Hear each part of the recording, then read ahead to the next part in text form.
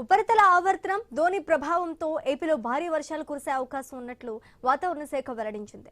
నేడు రేపు మోస్తరు నుంచి భారీ వర్షాలు పడే అవకాశం ఉన్నట్లు కూడా తెలిపింది.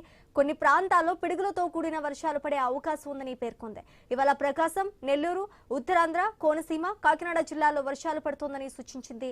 అలాగే కోస్తాంధ్రలోని కాకినాడ, కోనసీమ, మార్కాపురం, ప్రకాశం, నెల్లూరు జిల్లాలో విస్తారంగా వర్షాలు కురిసే అవకాశం ఉందని కూడా ఏపీ వాతావరణ శాఖ తెలియజేస్తుంది. ఇక ఇదే అంశానికి సంబంధించి పూర్తి డీటెయిల్స్ మా ప్రతినిధి భార్గవ్ అందిస్తారు. భార్గవ్, చెప్పండి, ఏపీలో నేడు రేపు భారీ వర్షాలు కురిసే అవకాశం ఉన్నట్టుగా తెలుస్తోంది. దీనికి సంబంధించి పూర్తి డీటెయిల్స్ ఏంటి?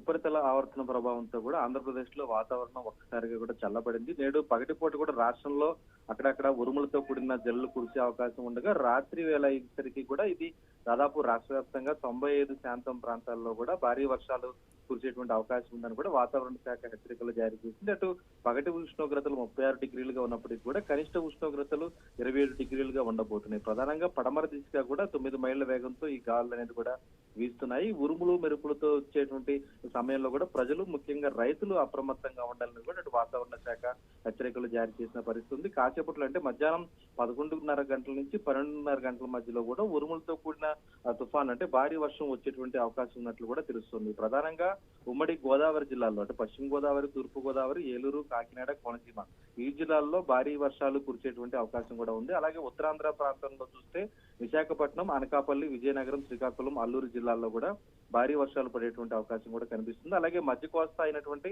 కృష్ణా, ఎన్టీఆర్, గుంటూరు, పల్నాడు, బాపట్ల జిల్లాల్లో కూడా భారీ వర్షాలు కురుస్తాయని కూడా వాతావరణ శాఖ చెప్పింది. అటు దక్షిణ కోస్తా, రాయలసీమ ప్రాంతాలు అంటే ప్రకాశం, నెల్లూరు, కర్నూలు, అనంతపురం, చిత్తూరు ప్రాంతాల్లో అయితే మోస్తరు వర్షాలు కురిసేటువంటి అవకాశం కూడా కనిపిస్తున్నటువంటి పరిస్థితి ఉంది.